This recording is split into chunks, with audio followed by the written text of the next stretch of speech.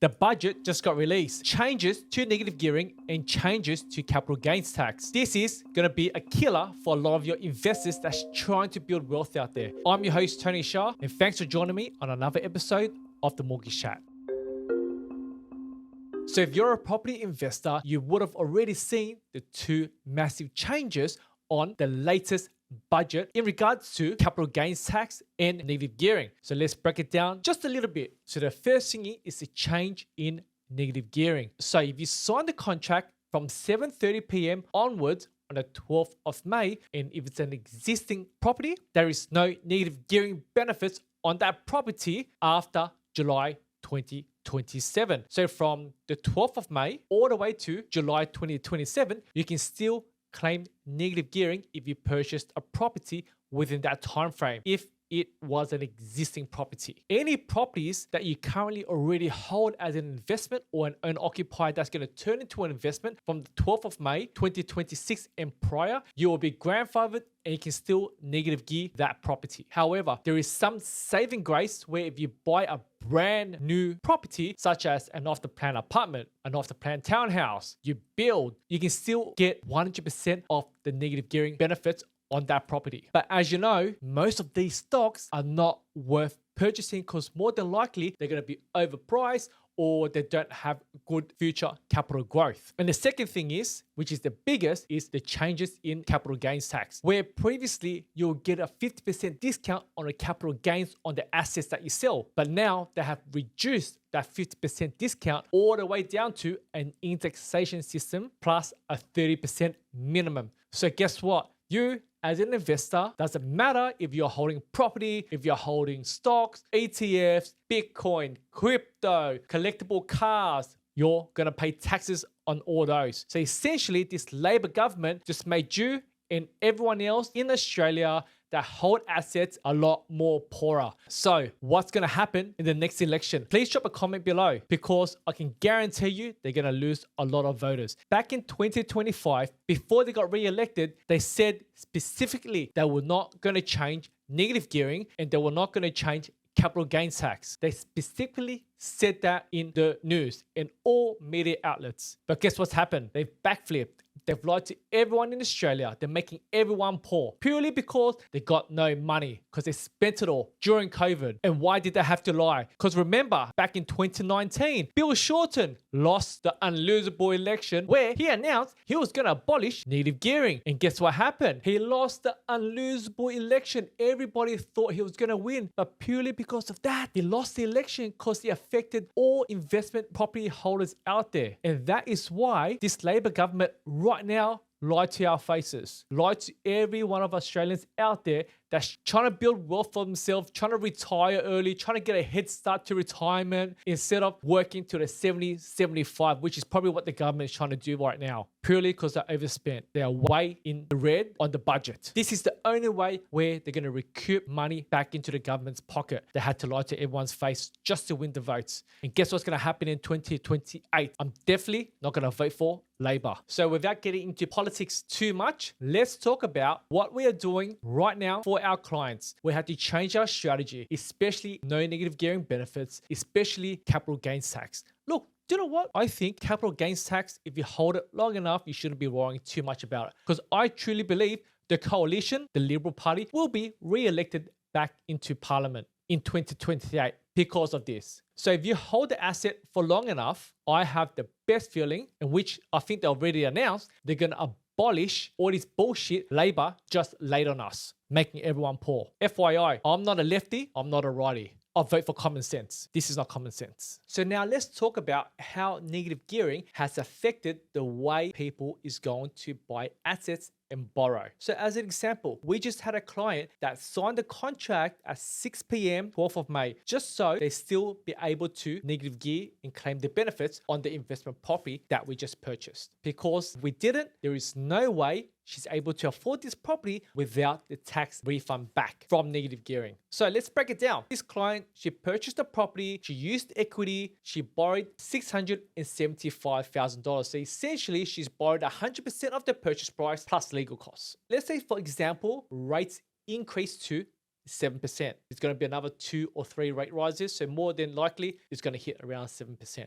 So 7% at interest only at $675,000. The interest repayment for the month is around $3,337 per month. Just the interest only repayment. The rent right now on the property, she's receiving $2,305 per month. Obviously, we're going to take away 20% for expenses, right? So call it property management, water rates, council rates, insurances. So she's going to be left with $1,906 minus that net income from your monthly interest only repayment. She's going to be short around $2,030 per month. That's around $24,364 per year. If she didn't sign the contract before 12th of May, 7:30 p.m., she would not able to recoup the negative gearing benefits at the end of the financial year and get a good tax return back. Now, because she did, now she's able to negative gear, she's able to claim the tax deductions back. Therefore, her tax return for the end of the financial year is roughly around $7,309 that she's going to get back. Therefore, her real cost of holding the property is now roughly around $17,054. So yes, you're probably thinking, but Tony, what about all that capital growth and all that tax she has to pay through indexation system? That is true, but guess what? We're going to hold this for a very, very long time until the Liberal government comes back into power. And that's when, more than likely, she will still get the benefits of the higher capital gains tax discount. That's when she's going to sell the property and reap the higher capital gains tax benefits. We're going to hold this for a very long time. Now, if she didn't sign the contract prior to 12th of May, 7:30 p.m., there's no way she's able to sustain the loan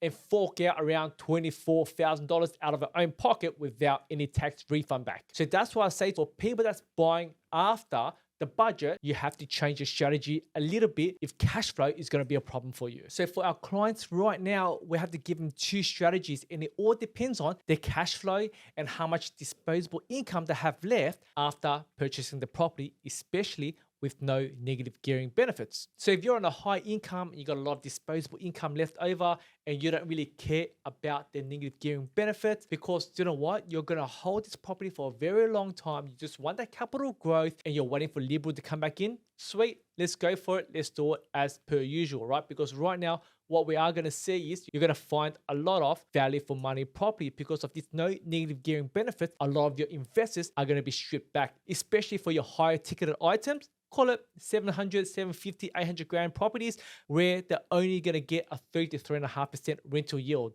Even if you're going to borrow 80% of those prices, you're still going to negative gear quite a fair bit. Well, I just showed you as a quick example before, the client where they purchased a property for $675,000 plus costs, her out of pocket every month was going to be $2,000 before negative gearing benefits.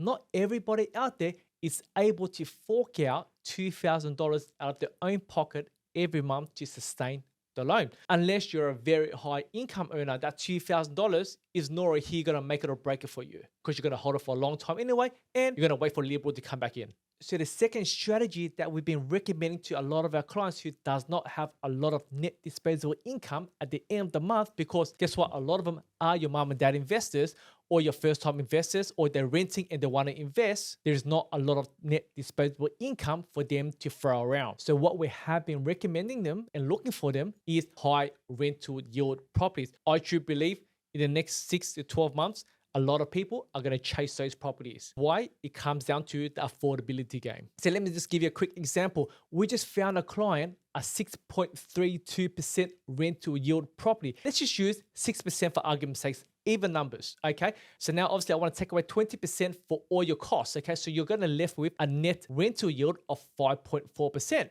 Now, if the rates go up to 7%, so you got a gap of 1.6% of the purchase price that we're going to cover. Now, for this particular client, the total cost for her was going to be $500,000. So therefore, she has to cover the shortfall of 1.6% of $500,000, which equals to about $8,000 a year. And what does that equal to per month? $666 and some change. But do what the good thing is, I truly believe capital growth on that property, because it's at a lower price property, a lot more people are going to afford it, and the rental is going to be quite high. Slowly, you're going to see the capital growth going to creep up creep up, creep up. And especially when the rates start dropping back down to between your 5.5 to 6%, guess what's going to happen? You're now going to have a neutrally or even a positive geared property that has some sort of growth year on year on year.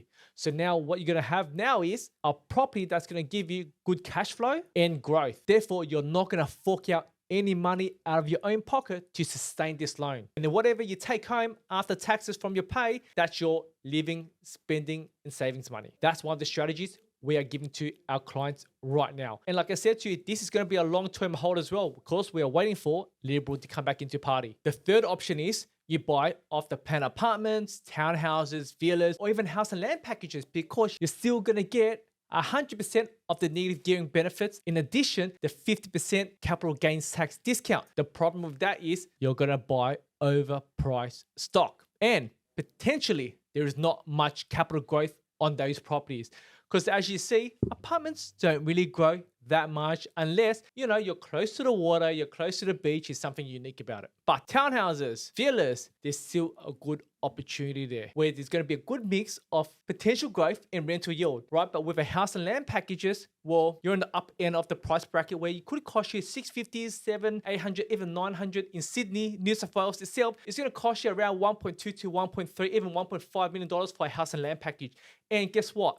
The rental yield on those properties are more like 800, 900 a week. So therefore, you're going to get around a 3.5, max 4% rental yield. So the sustainability of those assets that the government wants you to buy to stimulate the economy, to build more houses, to stimulate all your tradies and builders out there, is actually going to cost you more money. So there you have it, everyone. That is the strategies that we've been putting out to a lot of our clients to consider. There's going to be a lot of changes. There's so much unknown because the budget just came out. But I can guarantee you the first two strategies are the strategies that we're going to put on. And guess what? There's going to be an SMSF, self-managed super fund strategy as well. So please subscribe, follow our channel, and guess what? I'll see you next time.